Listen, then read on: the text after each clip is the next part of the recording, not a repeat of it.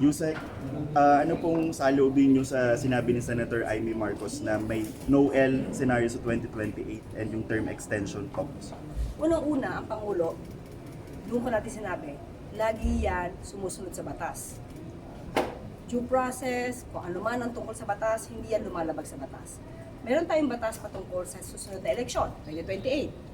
So, nakakasiguro tayo na ang Pangulo ay susunod sa batas.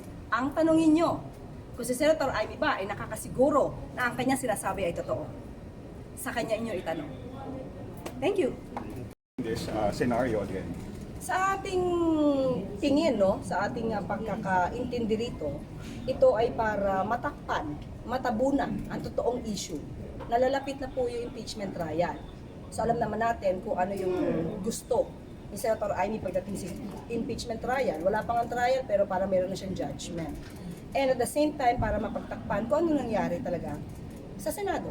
Yung papaanong pa naitakas o nailabas si Senator Robin Padilla, si Senator Bato.